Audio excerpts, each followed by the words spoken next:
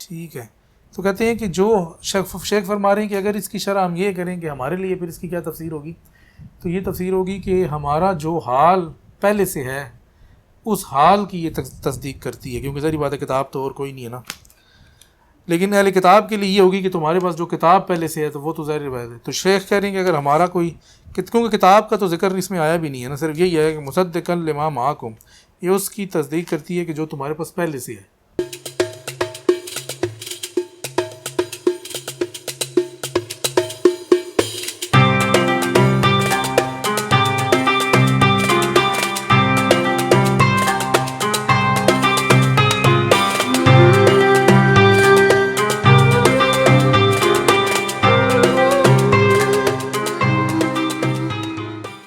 آیت نمبر 40 سے شروع کرتے ہیں جی۔ بسم اللہ الرحمن الرحیم۔ کتاب ہے اعجاز البیان فی الترجمہ للقرآن۔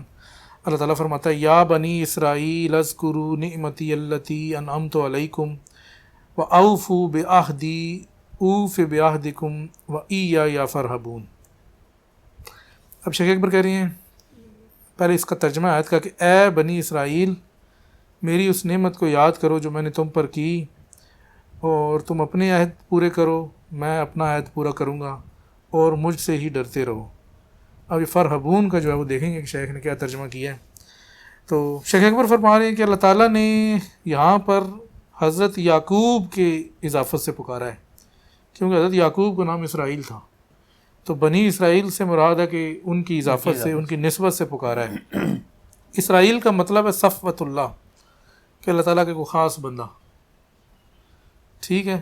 اذکروا نعمتی التی انعمت علیکم، کہ وہ نعمتیں یاد کرو جو میں نے تم پہ کی۔ تو شیخ کہہ رہے ہیں کہ اللہ تعالیٰ نے بنی اسرائیل پر من و سلوہ اتارا، ان کے لیے وہ 12 چشمے نکالے پتھر میں سے، پھر ان کو جو ہے موسیٰ سے، فرعون سے نجات دی، تو وہ پانی کا رستہ بنایا، تو ان کے اوپر جو ہے بادل کا سایہ کیا کتنے برس تک۔ تو اس طرح کی مختلف نعمتیں ہیں کہ جو اللہ تعالیٰ نے بنی اسرائیل پر کی ہیں، تو وہ اللہ تعالیٰ ان کو وہ یہ یاد دلا رہا ہے کہ جی یہ ساری نعمتیں یاد کرو کہ جو میں نے تم پر کی، ٹھیک ہے۔ آگے ہے وَأَوْفُوا بِعَهْدِي أُوفِ بِعَهْدِكُمْ أَوْفُوا بِمَا أَخَذْتُ عَلَيْكُمْ مِنَ الْمِيثَاقِ، کہہ رہے ہیں کہ جو میں نے تم سے میثاق لیا تھا اس کو پورا کرو، جو وعدہ لیا تھا اس کو پورا کرو۔ شیخ کہہ رہے ہیں کہ اللہ تعالیٰ نے ہمیں یہ بات اس لیے بتائی ہے تاکہ ہم بھی وہ وعدہ پورا کریں گے جو اللہ تعالیٰ نے ہم سے لیا ہوا ہے۔ اب بات تو بنی اسرائیل کی ہو رہی ہے، لیکن سنایا ہمیں جا رہا ہے، دو طرفہ وعدہ ہے، ہاں سنایا ہمیں جا رہا ہے، ٹھیک ہے۔ اور کہتے ہیں اس کی مثال ایسی ہوتی ہے کہ بیٹی کو کہنا تو بہو کو سنانا، تو یہ اللہ تعالیٰ ان سے کہہ کے سنا ہمیں رہا ہے۔ اچھا جی آگے ہے اوف بعہدکم، کہ میں تم سے کیا وعدہ پورا کروں گا۔ تو شیخ کہہ رہے ہیں کہ جی ہم سے کیا وعدہ یہ ہے کہ اگر ہم اس پر ایمان لائیں گے اور اس کی حدود کا خیال رکھیں گے تو وہ ہمیں اپنے دار کرامت میں، اپنے پڑوس میں، جنت میں عذاب سے بچا کے جو ہے نجات دلا کے داخل کر دے گا، تو یہ اس کا وعدہ ہے۔ تو اگر ہم اپنا وعدہ پورا کریں گے تو پھر وہ اپنا وعدہ بھی پورا کرے گا۔ تو شیخ اکبر اس کے بعد ایک حدیث لے کے آئے ہیں کہ جی اللہ تعالیٰ نے اپنے بندوں کے اوپر 5 نمازیں جو ہیں وہ فرض کی ہیں، تو جو بندہ بھی یہ نمازیں پڑھے گا، اس کا پورا حق ادا کرے گا، تو اللہ تعالیٰ کا اس سے یہ وعدہ ہے کہ اس کے وہ جنت میں داخل کر دے گا۔ یہی وعدہ ہے نا، اللہ سے یہ وعدہ کر کے ایسے کہ ہم تیری شریعت اور اس کے اوپر کار بند رہیں گے، یہی وعدہ ہے نا بندے کا۔ اور دوسرا فرمایا کہ جی اگر کوئی بندہ ان کو پورا نہیں کرے گا، ان کو ہلکا سمجھے گا، تو اللہ تعالیٰ کا اس سے کوئی وعدہ نہیں ہے، اگر چاہے تو اس کو عذاب دے اور چاہے تو اس کو بخش دے، یہ بھی اس کی مرضی ہے، ہاں اس کی مرضی ہے۔ تو وعدہ یہ ہے کہ اگر آپ وعدہ کرنا چاہتے ہیں تو پھر آپ اپنا وعدہ ہی پورا کریں، تو پھر وہ بھی وعدہ پورا کرے گا۔ اچھا جی آگے یا فرحبون، تو شیخ فرما رہی ہیں کہ یہ رہب اور رہبانیت سے ہے، فرحبون کا جو لفظ نکلا ہے ان کا معنی جو نہیں ہے وہ ایک ہی ہے، تو اس کا ترجمہ ہوگا کہ فخافون وفعبدون، کہ میرے مجھ سے خوف کھاؤ اور میری عبادت کرو۔ فرحبون کا یہ اردو میں ترجمہ ہوگا کہ مجھ سے ہی خوف کھاؤ اور میری ہی عبادت کرو۔ تو کہتے ہیں کہ اسی لیے اللہ تعالیٰ نے ان سے خوف کی نفی بھی کی کہ جب کہا لا خوف علیہم ولا هم یحزنون، تو یہ عبودیت کا ایک وصف ہے کہ اس پہ پھر خوف نہیں ہوتا۔ تو یہ خوف کھاؤ کیوں کہا پھر؟ ان کو اللہ کے علاوہ کسی کا خوف نہیں ہوتا، اللہ کا تو رہتا ہی ہے نا۔ اچھا جی آگے ہے وَآمِنُوا بِمَا أَنزَلْتُ مُصَدِّقًا لِمَا مَعَكُمْ وَلَا تَكُونُوا أَوَّلَ كَافِرٍ بِهِ وَلَا تَشْتَرُوا بِآيَاتِي ثَمَنًا قَلِيلًا وَإِيَّايَ فَاتَّقُونِ۔ آگے فرما رہے ہیں شیخ وَآمِنُوا بِمَا أَنزَلْتُ، کہتے ہیں کہ یہاں پر جو آمنو اور انزلتو کی ضمیر ہے کہ وہ ہمارے لیے بھی ہو سکتی ہے کہ ایمان لاؤ، اور اہل کتاب کے لیے بھی ہو سکتی ہے، کیونکہ ہمارے اوپر بھی اللہ تعالیٰ نے کتاب نازل کی ہے اور اہل کتاب کے اوپر بھی نازل کی ہے. تو یہ ضمیر جو نہیں آمنو، یعنی کہ اس سے مراد دونوں ہو سکتے ہیں. فآمنوا بما انزلت مصدقا لما معکم، مصدقا لما معکم یعنی کہ جو کچھ تمہارے پاس پہلے سے ہے، کہ اہل کتاب کے پاس پہلے سے جو کتابیں ہیں، یہ کتاب جو ہے اس کی تصدیق کرتی ہے. ٹھیک ہے، تو شیخ فرما رہے ہیں مصدقاً. ٹھیک ہے، تو کہتے ہیں کہ جو شیخ فرما رہے ہیں کہ اگر اس کی شرح ہم یہ کریں کہ ہمارے لیے پھر اس کی کیا تفسیر ہوگی، تو یہ تفسیر ہوگی کہ ہمارا جو حال پہلے سے ہے اس حال کی یہ تصدیق کرتی ہے، کیونکہ ظاہری بات ہے کتاب تو اور کوئی نہیں ہے نا. لیکن اہل کتاب کے لیے یہ ہوگی کہ تمہارے پاس جو کتاب پہلے سے ہے تو وہ تو ظاہر بات ہے. تو شیخ کہہ رہے ہیں کہ اگر ہمارا کوئی، کیونکہ کتاب کا تو ذکر اس میں آیا بھی نہیں ہے نا، صرف یہی ہے کہ مصدقا لما معکم، یہ اس کی تصدیق کرتی ہے کہ جو تمہارے پاس پہلے سے ہے. پہلے سے کتاب بھی ہو سکتی ہے، کسی شخص کا کوئی حال بھی ہو سکتا ہے. اگر اس کے پاس کتاب والوں میں سے نہیں ہے، ہاں، تو وہ اس کا اپنا حال بھی اس کا کوئی حال ہو سکتا ہے. تو اس کی پھر اپنی کتاب ہو سکتی ہے، اپنی کتاب ہے. دونوں طرح کی، ایک تو جو آسمانی نازل کتاب ہے اگر اس میں ہے تو وہ اس کا ذکر بھی ہو سکتا ہے، اگر وہ ان میں سے نہیں ہے تو پھر اس کی اپنی ذاتی کتاب بھی ہو سکتی ہے. ہاں، تو دوسرا تو وہ تفسیر ہے ہی ہے نا کہ اہل کتاب کے اوپر نازل ہوئی ہے تو ان کی تو کتاب موجود ہے، تو یہ اس کی جو ہے وہ تصدیق کرتی ہے. ٹھیک ہے، شیخ کہہ رہی ہیں کہ یہ ایسا خطاب ہے، یہ ایسا کلام ہے جو دونوں کے لیے ہو سکتا ہے، جوامع الکلم میں سے ہے. آگے ولا تکونوا اول کافر بہ، اور اس کے سب سے پہلے کافر مت بنو. کافر کس چیز کے بنو؟ مت بنو کہ جو تم پر اترا ہے، پہلے انکار کرنے والے تم نہ ہو. ہاں، ولا تکونوا اول کافر بہ، یعنی کہ تم یہ نہ ہو کہ شروع پہلے سب سے تم لوگوں نے انکار کر دیا اس کا، یہی جو جس کے ایمان لانے کی طرف کہا جا رہا ہے. آگے ولا تشتروا بآیاتی ثمنا قلیلا وإیایا فاتقون. تو شیخ کہہ رہے ہیں کہ جی اہل کتاب پہ جب اللہ تعالیٰ نے کتاب نازل کی، ٹھیک ہے، اور اس کتاب میں ان کو حکم دیا کہ وہ اس کی اطاعت کریں، اس کی حکم مانیں، یا جو کچھ رسول لے کر آئے اس کو پورا کریں. تو جب انہوں نے دیکھا کہ وہ تو پورا نہیں کر سکتے، تو بڑا مشکل کام ہے، تو پھر انہوں نے یہ کیا کہ اس کتاب کو جو ہے نا تبدیل کر دیا.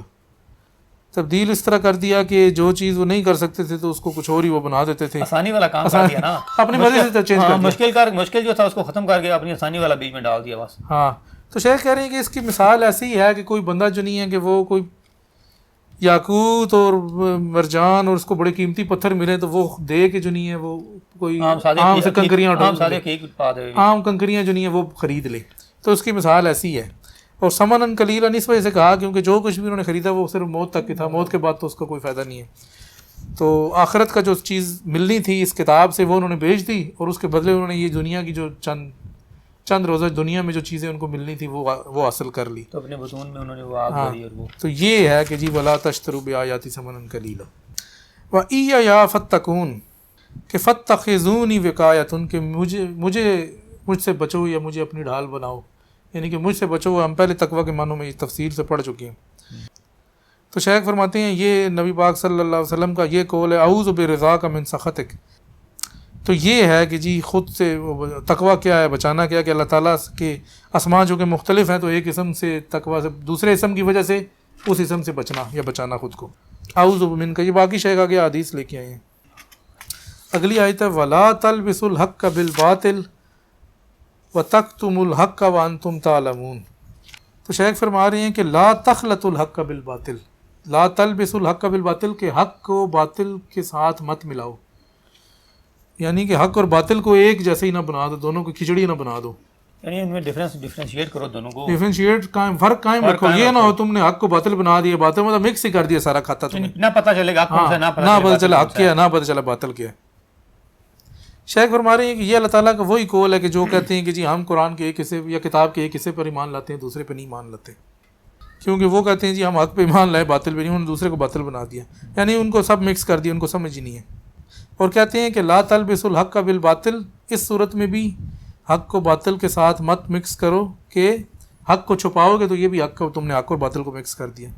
وانتم تعلمون، اور تم جانتے ہو کہ یہ حق ہے، یعنی کہ جانتے بوجھتے ایسا نہ کرو. یہ اس شخص کے لیے ہو رہا ہے کہ جانتے بوجھتے کر رہا ہے. اگر نہیں پتا تو وہ تو اس بیچارے کو تو علم ہی نہیں ہے نا. جو جانتے بوجھتے حق کو باطل کے ساتھ مکس کر رہا ہے وہ ان کے لیے کہا ہے. الذین آتینہم الکتاب یعرفونہ کما یعرفون ابناءہم، یہ اسی آیت کا حصہ ہے نا. نہیں. اچھا یہ اور ہے، یہ جو شیخنا انتم تعلمون کی شرح میں لے کے آئے ہیں، الذین آتیناہم الکتاب یعرفونہ کما یعرفون ابناءہم وان فریقا منہم لیکتمون الحق وہم یعلمون. کہتے ہیں کہ جی جن کو ہم نے کتاب دی ہے وہ آپ صلی اللہ علیہ وسلم کو ویسے جانتی ہیں جیسے اپنے بیٹوں کو جانتی ہیں. مطلب یہودی جانتے تھے کہ یہ اللہ کے نبی ہیں لیکن اس بات کو وہ چھپا رہے تھے. تو کہتے ہیں کہ وہ فریقاً ان میں سے ایک گروہ کیا کرتا ہے، وہ حق کو جانتے بوجھتے ہوئے چھپاتا ہے.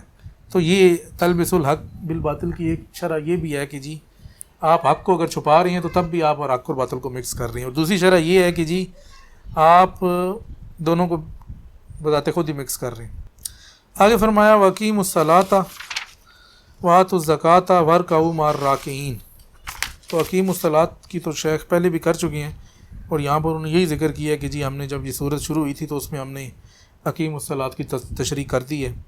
وہ تشریح یہی کی تھی کہ نماز کو پوری ہر طرح سے اس کی ادائیگی ٹھیک طریقے سے پڑھیں، اس کے جتنے ارکان ہیں ان کو پورا کریں، ان کے لیے جو لوازمات ہیں وہ پورے کریں، فرائض پورے کریں، سنن پورے، مطلب جو طریقہ صحیح ہے اس طریقے پہ نماز پڑھیں گے تو تب آپ کی قائم ہوگی. جب تک آپ کی زندگی ہے اس قائم کرنے سے مراد یہ ہے کہ یہ نہیں کہ خالی آپ نے فجر پڑھی زور چھوڑ دی بیچ میں زور پہ، نہیں، وہ تو ساری زندگی تک ہی قائم ساری زندگی تک جب تک آپ کی سانس قائم کرنے سے مراد ہے کہ ساری زندگی پڑھتے رہو، ساری زندگی پڑھتے رہو، یہ قائم کرنے سے مراد ہے.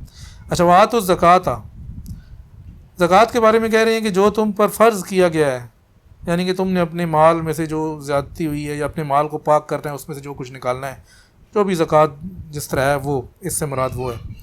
اور آگے وارکعوا مع الراکعین، اس سے مراد یہ ہے کہ جی جماعت کے ساتھ پڑھو، کیونکہ اس میں ہے نا کہ رکوع کرنے والوں کے ساتھ کرو، تو وہ شیخ کہہ رہے ہیں کہ اس میں جماعت کے ساتھ نماز پڑھنے کی طرف اکسایا گیا ہے. اچھا شیخ کہہ رہے ہیں کہ جی اگر کوئی بندہ یہ کہے کہ جی یہ تو اہل کتاب کی آیت ہے تو اس میں وہ تو نماز وغیرہ پڑھتے نہیں اس طرح، نہ ہی وہ رکوع کرتے ہیں، تو پھر اس کی کیا شرح ہوگی؟ تو کہہ رہے ہیں ان کی شرح پھر یہی ہوگی کہ جی یراد ارکعوا سے مراد ہے کہ تم بھی جھک جاؤ لحاظ الدین، اس دین کے لیے جھک جاؤ جیسے مومنین جھک گئے، یعنی کہ جس طرح یہ رکوع کر رہے ہیں اللہ کے آگے جھک گئے ہیں تو تم لوگ بھی جھک جاؤ. تم بھی ایمان لاؤ. ہاں ایمان لاؤ، ایمان تو خیر پہلے آ ہی گیا تھا نا، اور جھکو. ہاں ایمان تو آ ہی گیا تھا، تو یہ باقی چیزیں بھی آ گئی. تو ابھی میرے خیال میں 1 منٹ کا وقفہ کرتے ہیں، کسی بندے کا سوال ہے تو کر لے، تو اس کے بعد جو نہیں اس کو کنٹینیو کرتے ہیں.